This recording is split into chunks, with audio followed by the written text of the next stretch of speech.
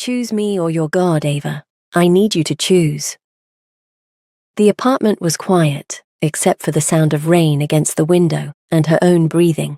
Ava stood in the middle of their bedroom, still in her coat, bag still on her shoulder, keys still in her hand, and looked at her husband and understood that something had just changed that she could not change back. Dae-hyun stood by the window. He hadn't raised his voice. He never raised his voice. That was the thing about him that people who didn't know him missed entirely. He was most dangerous when he was most still, and right now he was completely, terrifyingly still. "What did you just say to me?" she said. It wasn't a question. He heard that. "My mother called today." He said it simply, without apology. "She wants the child raised in the Choi tradition, no exceptions. I told her I would speak to you." And there it was. 3 days of tenderness, 3 days of hands held over dinner and a future that felt suddenly possible and entirely theirs. 3 days, and one phone call from his mother had ended all of it. "So she called," Ava said carefully, "and you decided tonight was the night to ask me to choose." "I'm not asking you to stop believing." His voice was measured. The voice he used when he had already decided the outcome and was simply waiting for everyone else to catch up. "I'm asking what kind of home we're building. What kind of life? You've known me for 4 years, Dae-hyun. You knew exactly who I was when you married me. I know who you are." He turned from the window and looked at her directly. "I'm asking who our child will be." The word child landed between them like something physical. They had found out 3 days ago, and now this. "Our child," Ava said slowly, "will know God. That was never a negotiation." Something moved across his face, not anger, worse than anger, certainty. "My family." "Don't." Her voice was quiet, but it stopped him completely. "Don't finish that sentence with your family, Dae-hyun. This is our marriage, our child. Your family does not get a vote on what I pass down to my own baby." The silence that followed was the longest of their marriage. He looked at her with that composed, unreadable surface she had spent 3 years learning to see beneath. Tonight, she couldn't find anything beneath it. Tonight, it went all the way down. "I'm not asking you to stop believing," he said again. "I'm asking you to think about what we're building here, in this country, in this family. There are things that matter here that you still don't fully understand. Then help me understand them." She took a step toward him. "Talk to me. That's all I've ever asked. Just talk to me instead of managing me." He was quiet. "But you won't," she said, "because talking means admitting that this was always the problem, that you have been waiting for me to become someone more convenient, and I have been waiting for you to accept who I actually am." She watched him absorb that, watched him decide in real time whether to open or close. He closed. "I just need you to think about it," he said. "That's all I'm asking." Ava picked up her bag from the floor. She walked to the bathroom and closed the door and sat on the edge of the bathtub and turned the faucet on so he wouldn't hear her. She sat there until the water ran cold against her hand. Then she turned it off, dried her hands, stood up slowly, the way a person does when they are being careful with themselves, and walked back out. The bedroom was dark. Dae-hyun was on his side of the bed, with his back to her, his breathing the slow, even rhythm of a man who was either asleep or needed her to believe he was. She stood in the doorway and looked at the shape of him. This man she loved, this man she had followed to the other side of the world, this man who had just asked her to choose. She crossed the room, got into bed, lay on her back in the dark and placed her hand flat on her stomach. She did not pray. The impulse was there, that anchoring reflex that had carried her through every hard thing her life had handed her. But something heavy was sitting on top of it, something she didn't have the energy to move tonight. She was still lying there when she felt his hand find hers in the dark, slow, careful, as if he wasn't sure she would allow it. She didn't pull away. She didn't move toward him either. She lay there with his hand over hers, and the rain still falling, and the weight of everything unsaid filling the room like water, and beneath all of it, that small, quiet life that belonged to both of them, entirely unaware of the storm it had started. In the morning she woke to an empty bed, and the sound of the front door already closed. She found his note on the kitchen counter. 4 words in his careful handwriting. "We'll talk later. D." She read it once, set it down, and stood there in the silence of an apartment that suddenly felt like it belonged more to his absence than to either of them. Simone called at 8:47 in the morning, which meant she already knew something was wrong, not about the ultimatum. Ava hadn't told anyone about that. Not about the pregnancy either. But Simone had a particular radar for Ava's silences, had been calibrated to them since they were 19 years old, sharing an apartment in Atlanta, and apparently 3 years and 9,000 miles had done nothing to dull it. "You sound flat," Simone said, skipping hello entirely. "Good morning to you too." Ava. "I'm fine, Simone." A pause, then, "Where's Dae-hyun?" "Work." "It's Saturday." Ava looked at the calendar on the kitchen wall and discovered that it was, in fact, Saturday. She had lost an entire day somewhere inside the previous 48 hours and hadn't noticed until just now. He had something to handle. Simone's was a fully developed language. This particular one meant, "I don't believe you, but I'm giving you space to lie for another 60 seconds. Ava sat down at the kitchen table. Outside the window, Sol was doing what Sol did on Saturday mornings, moving efficiently, purposefully, without particular interest in anyone's private devastation. She watched a woman cross the street below with 2 children and a bag of groceries, and felt something pull in her chest that she couldn't name. "I'm pregnant," she said. The silence on Simone's end lasted exactly 3 seconds. Then, "Say that again." "You heard me. Ava Michelle Washington."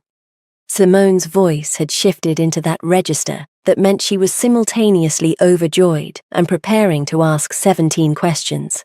"How long? Are you okay? Does Dae-hyun? Wait, is that why you sound flat?" Ava was quiet for a moment. She watched the woman with the groceries disappear around a corner. "We found out 3 days ago. And we had a conversation last night that didn't go the way I needed it to go." She heard Simone processing this carefully, which was unusual for Simone, who processed most things at full volume. "What kind of conversation?" Ava opened her mouth, then closed it. The full shape of what Dae-hyun had said was right there. She could hand it to Simone, and Simone would know exactly what to do with it, would be furious on her behalf with a completeness and efficiency that Ava genuinely envied right now. But something stopped her. The same something that had made her turn the faucet on last night, so he wouldn't hear her cry.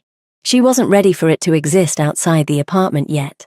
Once she told Simone, it would become a real and spoken thing that other people had opinions about, and right now it still felt like something that belonged only to her and Dae-hyun, and whatever they were going to do with it. "We disagreed about some things," she said finally, "about how we want to raise the baby." "What kinds of things?" "Faith, tradition, the usual." "The usual." Simone repeated this with a flatness that communicated everything she was choosing not to say. "Ava, look me in the eye through this phone and tell me you're okay." "I'm okay." "Are you praying?" The question landed quietly and with precision. Ava looked at the Bible on the counter where she had moved it this morning.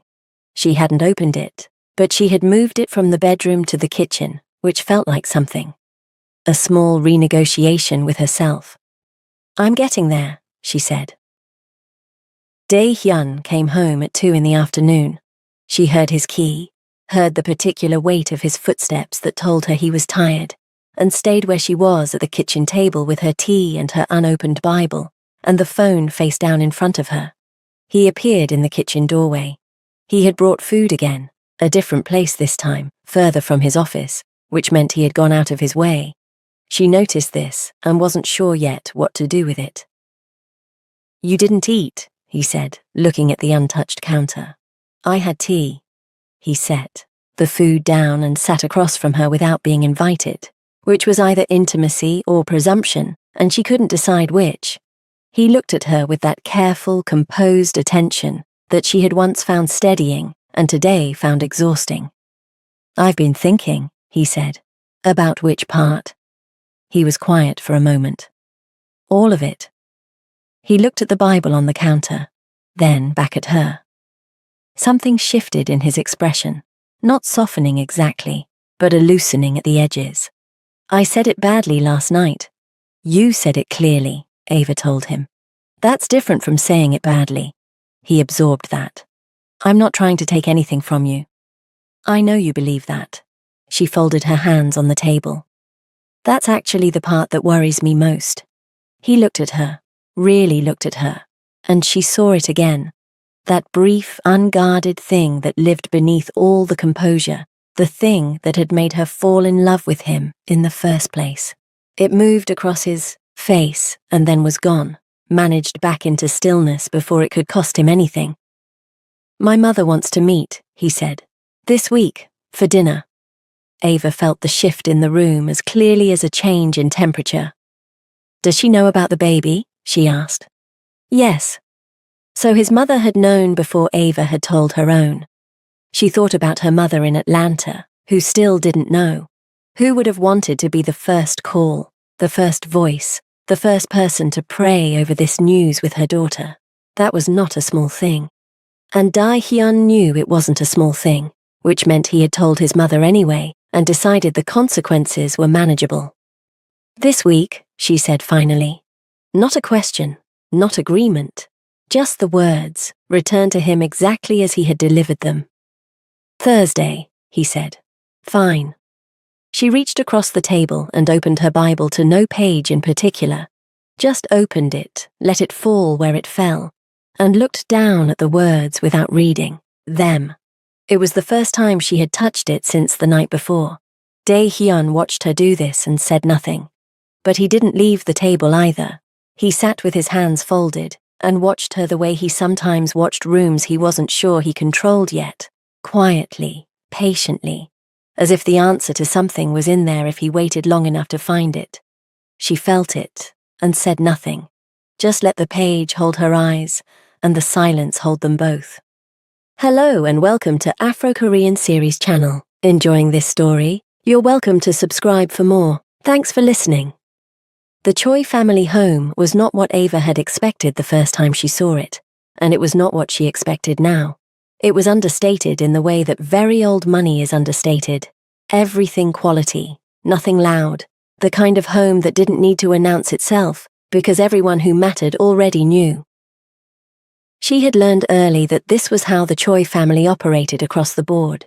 Nothing announced, everything understood. Dae-hyun's mother, Choi Yeon-ja, was already seated when they arrived. This was deliberate. Ava had learned that too. She was a small woman who occupied space with the efficiency of someone who had never needed physical size to make a room aware of her. She was dressed simply, hair immaculate, hands folded on the table in a way that managed to look both welcoming and administrative. She looked at Ava the way she always looked at Ava, with a warmth so precisely set it contained its own distance. Ava. She said it like a complete sentence. Eomeonim. Ava bowed slightly, the Korean coming automatically after 3 years of careful practice. She watched Yeon-ja register this and file it away without expression. They sat. Tea was poured. Small talk was made with the efficiency of people who had agreed in advance that small talk was necessary and had allocated exactly enough time for it. Dae-hyun sat between them and said very little, which told Ava that he had positioned himself as a witness tonight rather than a participant. She noted this and set it aside for later. Once, early in the dinner, Yeon-ja made a comment about the neighborhood. Something about how certain areas of Seoul were better for raising children, more stable, more familiar. It was casual, informational. Dae-hyun responded with a single word of agreement and then glanced at Ava in a way that lasted less than a second. She caught it anyway. It was the glance of a man who knew exactly what his mother was doing and had decided tonight that knowing was, as far as his involvement went. She filed that away too. It was Yonja who moved things forward as it always was. "You must be feeling well," she said to Ava. "The early months can be difficult." "I'm feeling fine, thank you." "Good." A pause, delicate and intentional. A healthy mother makes a healthy child. Everything else can be managed around that. Everything else. Ava heard the architecture of those two words and kept her face even. "I agree completely," Yonja smiled. "Dae-hyun tells me you have strong feelings about the baby's upbringing." "Dae-hyun and I are still discussing it," Ava said. She felt Dae-hyun go still beside her. As married people do. "Of course." Yonja lifted her teacup. "I only mention it because I think, as someone who has raised a child in this country, in this family, there are practical considerations worth understanding. It is not a small thing, raising a child between two cultures. The child will have questions about who they are, where they belong." She set the cup down. "It helps to have clarity from the beginning." "I have clarity," Ava said. The temperature in the room shifted by several degrees. Yonja looked at her with an expression that was not quite surprise and not quite displeasure, something more measured than either. Something that recognized, perhaps for the first time, that Ava was not going to be managed tonight. "I'm sure you do," Yeonja said pleasantly. "My child will know both cultures," Ava continued, her voice even and unhurried. "Both languages, both histories. And my child will know my faith, not as something foreign or inconvenient, but as something that has carried this family for generations. That is not a negotiation. It is simply what is." The silence that followed was the particular kind that happens when something true has been said in a room full of people who preferred things unsaid. Dae-hyun set down his chopsticks. Yonja looked at her son for a long moment, then back at Ava. And then something happened that Ava did not expect. The older woman's expression shifted, not into warmth, not into concession, but into a kind of recognition, as if she was seeing Ava clearly for the first time and was deciding in real time what to do with what she found. "You love my son," Yeonja said. It was not a question. "Yes," Ava said, "I do." "And he loves you." Another pause. "That is not nothing. In this family, that is actually quite a lot." It was the closest thing to an acknowledgement Yeonja had ever offered her. Ava received it without softening, without leaning into it. She simply nodded once and let it stand for what it was, partial, qualified, and real. In the car on the way home, Dae-hyun drove in silence for several minutes. The city moved past the windows in its nighttime efficiency, all lit glass and purposeful motion. "You didn't have to do that," he said finally. "Do what?" "Draw a line like that, in front of her." Ava turned to look at his profile. "I drew a line like that in front of you 3 days ago, and you asked me to think about it. Did you expect me to say something different to your mother?" He was quiet. "I wasn't disrespectful," she said. "I was clear, those are different things. In my family, they're the same thing." "I know." She turned back to the window. "That's something you're going to have to work out, Dae-hyun, because I am not going to spend the rest of my life being unclear so that your family can stay comfortable." He didn't respond. But his jaw tightened in that way it did when something had landed that he couldn't argue with and wasn't ready to accept. They drove the rest of the way in silence. But it was a different silence than the night before. Less like water filling a room and more like two people standing on opposite sides of something, finally able to see each other clearly across it. When they got home, he held the door open for her without a word. She walked through it without thanking him. Inside the apartment, she set her bag down and stood in the hallway for a moment. The rooms were quiet. The city hummed distantly behind the windows. She felt the evening settling into her body, the way difficult things do. Not as drama, but as weight, accumulated, specific, hers to carry. She went to the bedroom, sat on the edge of the bed, and for the first time since the night of the ultimatum, she bowed her head and prayed. Not long, not elaborate, just the simple, anchoring return of a woman finding her way back to the truest thing she knew. When she opened her eyes, Dae-hyun was standing in the doorway watching her. She met his gaze and held it. He looked at her for a long moment, and then he looked away first. The call came on a Tuesday. Dae-hyun was in a meeting when his phone lit up with his father's name, not a common occurrence. His father, Choi Sung-jin, did not call during business hours. He did not call during personal hours either, not without a reason that had been arranged in advance. A spontaneous call from Choi Sung-jin meant something had been decided, and Dae-hyun was the last to know.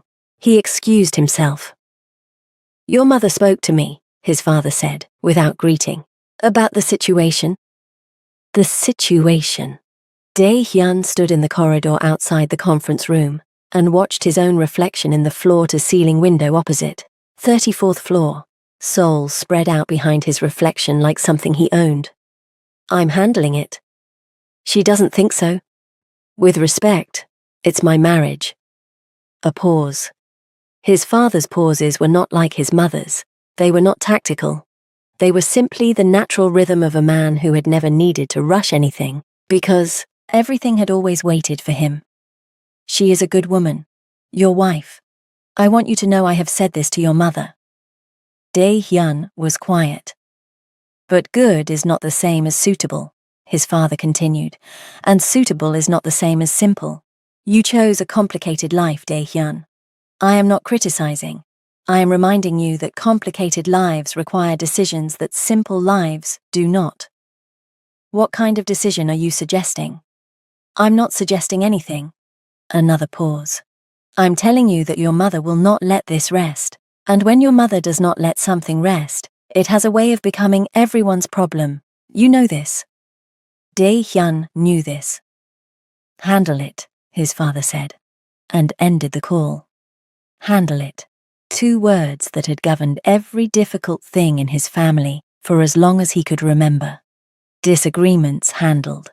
Expectations handled. People handled. He had watched his father apply those 2 words to his mother's unhappiness, to his brother's failed business, to the cousin whose life choices had required 3 family meetings and a careful restructuring of the holiday schedule. He had never expected to hear them applied to his wife.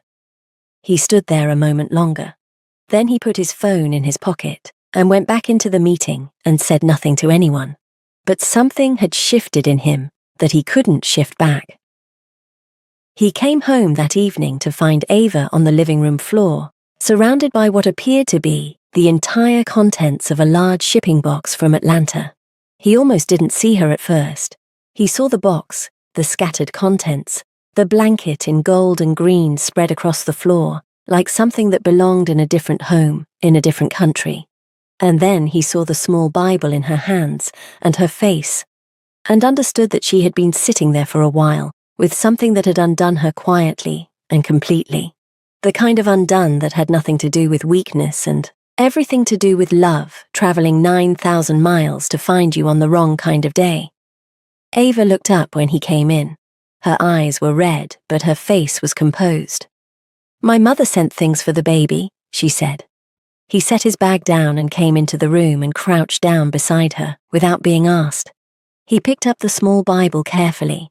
The cover had a name written inside in faded ink, Ruth Elaine Washington.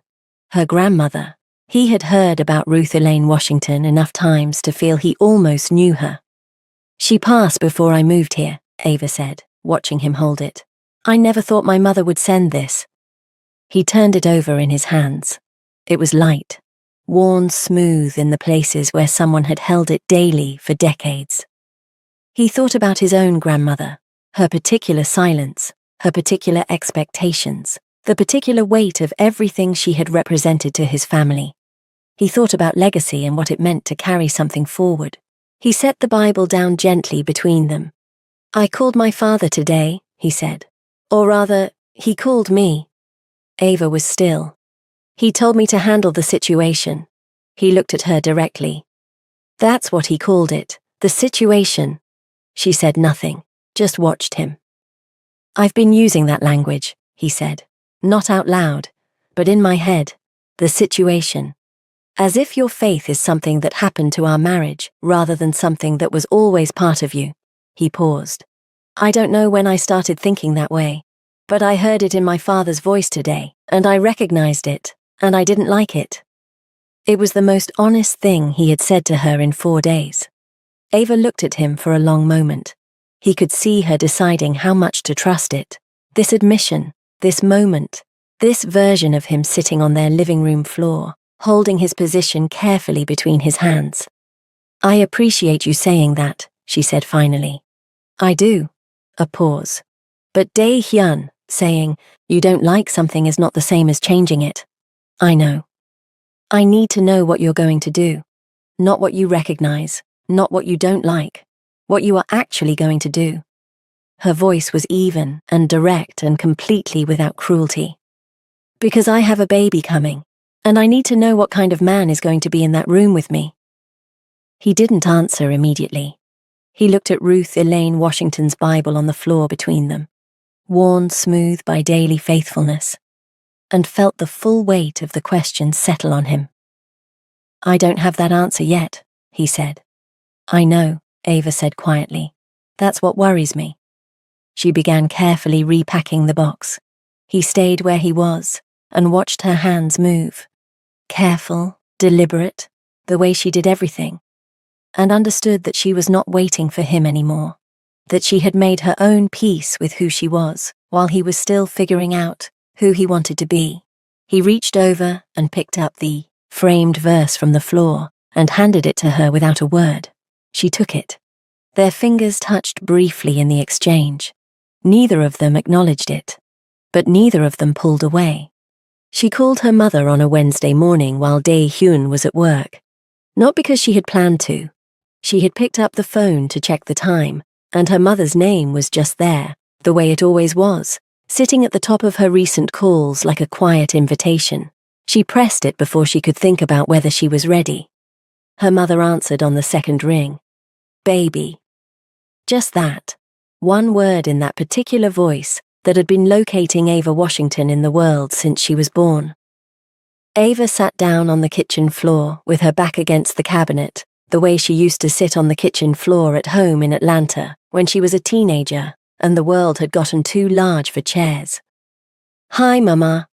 I've been waiting, her mother said. Not accusatory, just true.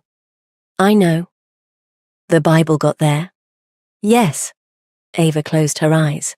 Mama, why did you send Grandma Ruth's Bible? A pause. Because I had a feeling you needed something that had already survived something. Her mother's voice was unhurried, the way it always was, the way Ava had spent years trying to learn. You want to tell me what's happening over there? And Ava told her. Not everything, not the rawest parts, not the bathroom floor, not the faucet she had turned on so her husband wouldn't hear her cry. But enough. The ultimatum, the dinner, the box arriving at precisely the wrong and right moment. She told it quietly and without drama, and her mother listened the way she always listened, completely, without interruption, without the urge to fix before the story was finished. When Ava was done, there was a silence that felt like arms. He said that to you, her mother said finally. Choose. Yes. And what did you say? I said my child will know God, that it wasn't a negotiation. Another silence. Then, good. Simple and complete. Now, what are you going to do about the man? Ava almost laughed. I don't know yet. Yes, you do, her mother said. You've known since, before you called me. You just needed to hear yourself say it out loud to someone who already knows who you are. A pause. So say it. She sat on the kitchen floor for a little while after she hung up, not crying, just sitting with the particular quiet of having said a true thing out loud to someone who received it without flinching. Outside the window, Seoul moved through its afternoon without her, and she let it. She placed her hand on her stomach and felt the city and the silence and the small life beneath her palm, and thought, for the first time since the night of the ultimatum, that she was going to be all right, not because anything had been resolved, just because she knew, with complete certainty, who she was. She got up off the floor, put the kettle on, and waited. Dae-hyun came home that evening to find the apartment different. He couldn't immediately identify what had changed. The rooms were the same, the furniture was the same. Ava was at the kitchen table, with tea and her Bible open in front of her. Actually open, actually being read, not just touched. But something in the quality of the air had shifted. Something had been decided. She looked up when he came in. "Sit down," she said. "Please." He sat. She closed the Bible and folded her hands on top of it, and looked at him with an expression he had not seen before. Not anger, not hurt, not the careful composure she wore when she was protecting herself from him. Something clearer than all of those, something that had been through something and come out the other side still standing. "I love you," she said. "I want to be very clear about that before I say anything else. I love you, and I want this marriage, and I want this family. That is not in question." He was very still. "But I need to tell you what I will not do." Her voice was even, unhurried. Her mother's voice, almost.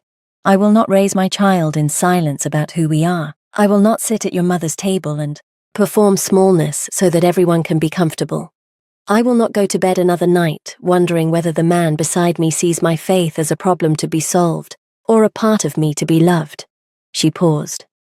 "I have been unclear about this for 3 years, because I loved you and I wanted things to work, and I kept believing that if I was patient enough and careful enough and good enough, you would simply come to understand.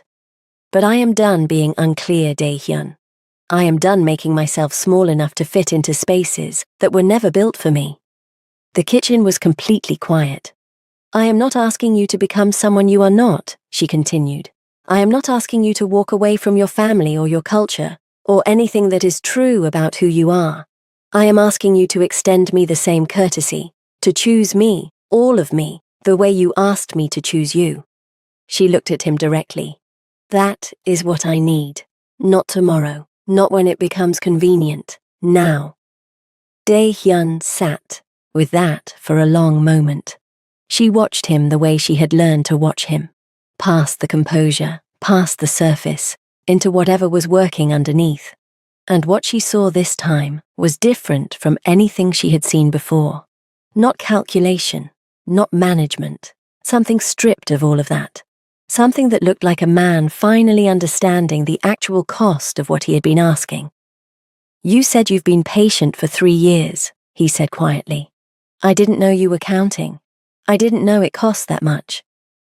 A pause. "I hear you. I know you hear me." She held his gaze. "I need to know if you're listening." He looked at her hands on the Bible. Ruth Elaine Washington's Bible, worn smooth by a woman who had carried it through harder things than this. Then he looked at Ava. Really looked at her, the way he had looked at her across a conference room years ago, when he had thought, "I want to know that person." And something in his face did what it almost never did in any room that mattered to him. It opened. "I've been afraid," he said, not as an excuse, just as a fact being placed on the table between them. "Of what it costs, of what my family thinks, of what it means to build something that doesn't look like anything I was taught to build." He paused. "I have been handling you like a situation, and you deserved better than that from the beginning." The silence that followed was not the heavy, waterlogged silence of the past 4 days. It was something thinner, cleaner. The silence of 2 people who had finally stopped talking around the true thing and said it. Ava looked at him for a long moment. Then she slid Ruth Elaine Washington's Bible across the table toward him, not as a challenge, not as a test, just as an offering, the most essential thing she had, extended across the space between them. He looked at it, then at her. He reached out and placed his hand over it.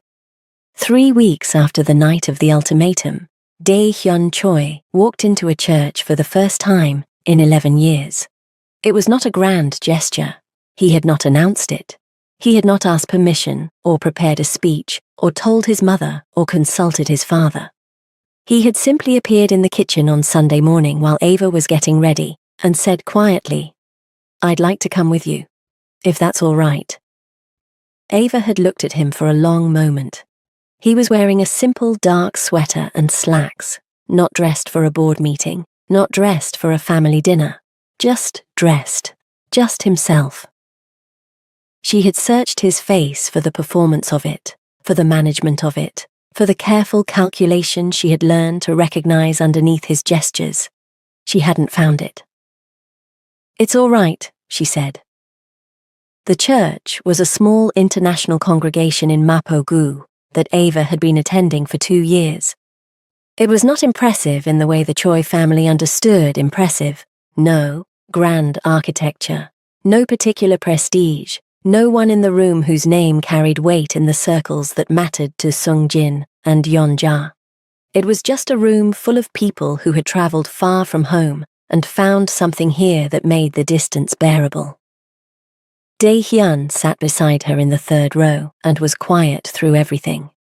He was quiet through the singing, which surprised her. She had half expected him to be visibly uncomfortable, to hold himself slightly apart from it, the way he held himself apart from things he hadn't yet categorized.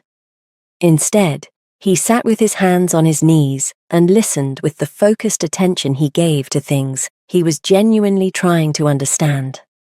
He was quiet through the reading, quiet through the sermon, which was about faithfulness in small things, the daily return to what matters, the ordinary courage of showing up, and which Ava could not listen to without feeling it land directly on the past 3 weeks of her life. At one point, she felt his hand find hers on the seat between them.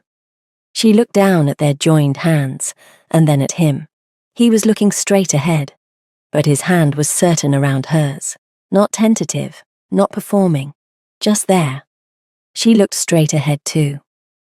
Afterward, in the small courtyard outside where people gathered with coffee and conversation, Ava introduced him simply, "My husband, Dae Hyun," and watched him navigate something he had no template for. He shook hands. He answered questions about himself with more openness than she had ever seen him offer strangers. An older Ghanaian woman named Abena, who had attended the church for as long as Ava had been coming, pulled him into a conversation about Seoul neighborhoods that lasted 15 minutes and ended with Abena patting his arm and saying something in Korean that made him laugh. Actually laugh, unguarded and complete. Ava stood a few feet away and watched this and felt something loosen in her chest that she hadn't realized was still tight. Later, on the walk home, he was quiet for a while in the way she had learned to read as processing rather than withdrawal. "The sermon," he said finally. "What about it?" "The daily return to what matters." He was looking at the pavement ahead of them. "I kept thinking about my grandmother. She had a phrase she used, haru haru chungsil hage, daily faithfulness. I hadn't thought about that in years." He paused. "I didn't realize until today that you have been practicing the same thing, that you have been doing that every day since you came here, in a place that didn't make it easy." Ava was quiet. "I made it harder," he said. "I added to the difficulty of something that was already difficult, and I called it concern for our family."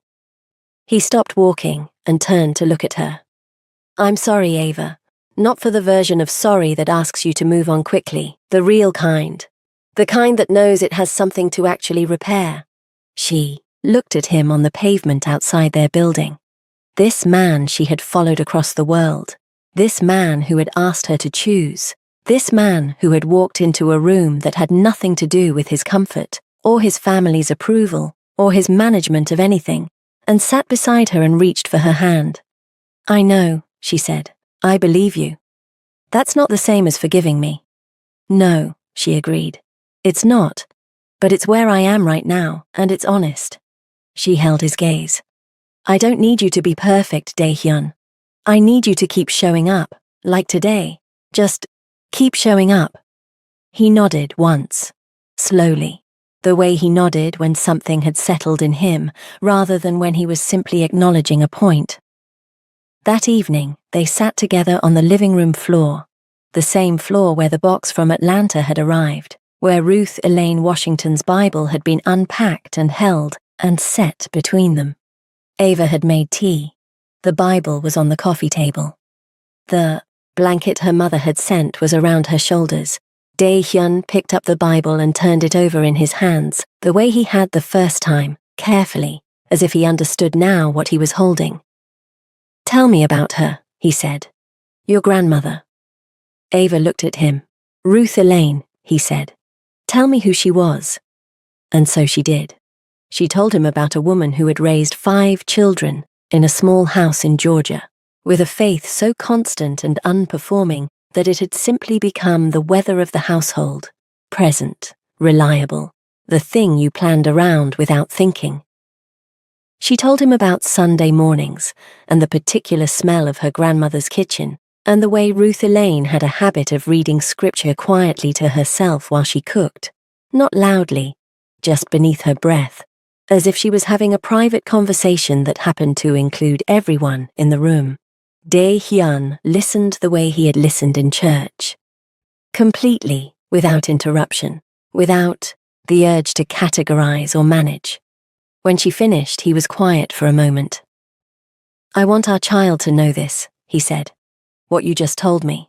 I want that to be part of what we give them." He set the Bible down gently on the cushion between them. "Both of what we give them. My grandmother's Haru Haru Chungsil Hage, and your grandmother's kitchen and everything in between." He looked at her. "I don't know how to build that yet, but I want to, if you'll let me try." Ava looked at the Bible between them, at his hands, at the man who had walked into a room that cost him something today and had not made her thank him for it. She reached over and took his hand, not as forgiveness completed, not as a problem resolved, just as a woman choosing, in full knowledge of everything, to stay in the work of loving someone who was finally, slowly, imperfectly, honestly, choosing her back. Ruth Elaine Washington's Bible sat between them on the cushion. And this time, neither of them moved it. And that's the start of another chapter of Ava and Dae-hyun's life. Thanks for staying to the end. I'd love to know what you felt about this story.